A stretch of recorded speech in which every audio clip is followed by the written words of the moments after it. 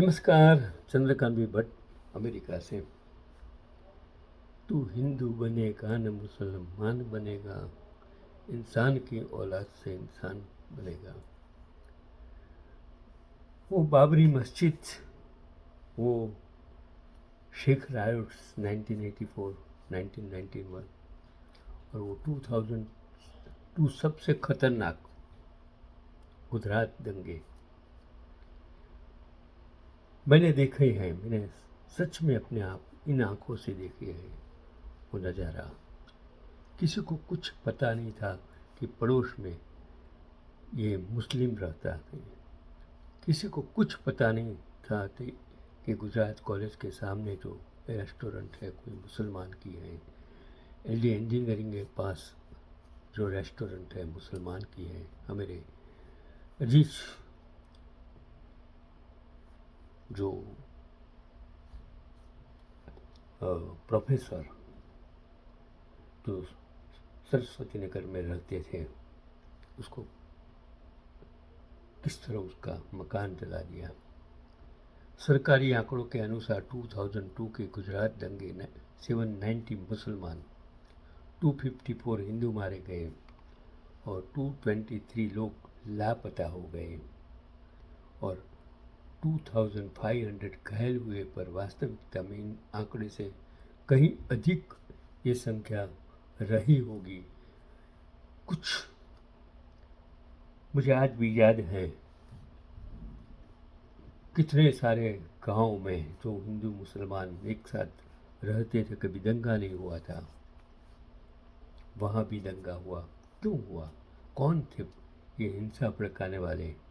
और जब सरकारी तंत्र और जब अटल बिहारी वाजपेयी यह कहे कि राज धर्म निभाना है, वो अगर राज धर्म निभाया होगा तो भारत का इतिहास कुछ और बदल गया होगा। कि सिर पर भगवा पट्टी बांधे एक तस्वीर मैंने देखी कि बैकग्राउंड में आग धुएं ये थे अशोक मोची और दूसरी तस्वीर में था एक जोड़े कुतुबुद्दीन अंसारी। वो मैंने वो पिक्चर फेसबुक पर और उस टाइम एक पोस्टर बॉय बन गया था। एक उंगली में पट्टी, कमीज पर खून से छींटे, ये दो तस्वीरें गुजरात दंगों की पहचान बन गई। बरसों तक गुजरात दंगों की तकरीबन हर खबर में हेडिंग के साथ इन्हीं दोनों तस्वीरों के साथ एक साथ लगाया जाता रहा। गुजरात दंगों के पोस्टर बॉय बन गए कुतुबुद्दीन अंसारी। दंगों के बाद पश्चिम बंगाल चले गए थे, कपड़े सिलते थे।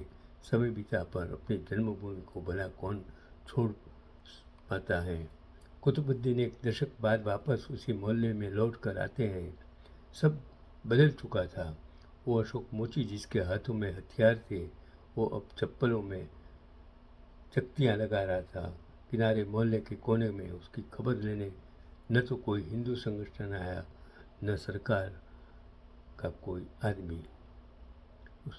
मुझे याद छे गाँव सदान पूरा कुछ गांव था। कितने सारे लड़के, हिंदू लड़के जेलों में आज भी सड़ते हैं। शायद उसकी खबर कोई लेने वाला नहीं है। अशोक ने अपनी चप्पल जूतों की एक दुकान भी खोली तो उसका फीता काटने के लिए बुलाया कुतुबुद्दीन अंसारी को। गेस्ट ऑफ ऑनर अशोक मोची ने अपनी दुकान का नाम रखा एकता चप्पल घर। अशोक का कहना है कि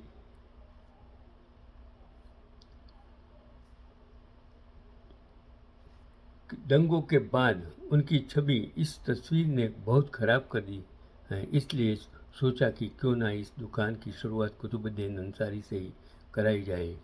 और कुतुबुद्दीन अंसारी एकता चप्पल घर के पहले ग्राहक बने और कुतुबुद्दीन ने एक जोड़ी चप्पल खरीदी। अशोक मोची ने कुतुबुद्दीन को एक गुलाब भेंट दिया। यही होता है इंसानियत, मानवता का पैगाम। आज इस 3 दशक गुजरात में, एक दशक भारत देश में सिर्फ हिंदू मुस्लिम, सिर्फ स्मशान कब्रिस्तान, शिप लव जहाद, हरामजादे, ऐसा कितने सारे चीज़ उभर कर भारत में जो कभी नहीं हुआ था वो हुआ। इसके जिम्मेदार कौन है वो आपको नक्की करना है। तो समय बीतता गया, अशोक मोची की दुकान नहीं चल पाई, उसका धंधा चौपट हो गया। अब तो वह पुनः मोहल्ले के कोने पर चप्पल जूते सिलकर अपना बसर करता है। उसकी शादी भी नहीं हुई, वो चिड़चिड़ा भी हो गया। सब कुछ छीन लिया उस दंगे ने हिंदुत्व के नाम पर अशोक मोची से। पर कुतुबुद्दीन अंसारी अब सुकून भरी जिंदगी जी रहे हैं उन घावों पर मरहम लगाते हुए। तो अशोक मोची का कहना कि उसने अब हिंदू धर्म छोड़ दिया है, ऐसा मैंने पढ़ा। तो ये बात हुई 2002 के दंगों की, कि कब अशोक मोची का बदलाव, कभी उम्र भीड़ का हिस्सा रहे अशोक ने आजीविका के लिए मोची का काम चुना। प्रशासन और संगठनों की उदासीनता, हिंसा भड़काने वाले नेताओं या संगठनों ने संकट के बाद इन लोगों को उनके हाल पर छोड़ दिया। और सामाजिक यथार्थ ये है कि दंगे की आग बुझने के बाद आम आदमी को ही अपनी जिंदगी खुद पटरी पर लानी पड़ती है। नेता लोग सत्ता में आ जाते हैं, वो मिठाई खाते हैं, धन और सत्ता प्राप्त कर लेते हैं, और वो इंसान जिसने उसका इन दंगों के जो असर वाले दंगों के असर से पीड़ित हो गए, पीड़ित लोगों को हालत क्या होती है ये मैंने देखा है, नज़दीक से देखा है। जो इंसानों ने वो भीड़ और उसको किराट करने वाले, उसको बहकाने वाले लोग बच के चले जाते हैं और पत्थर मारने वाला भाग जाता है और देखने वाला पुलिस पकड़ के उसको जेल में डाल देती है। देश कैसे बचेगा, देश कैसे बदलेगा, कौन बदलेगा? हमारी सोच बदलने की ज़रूरत है।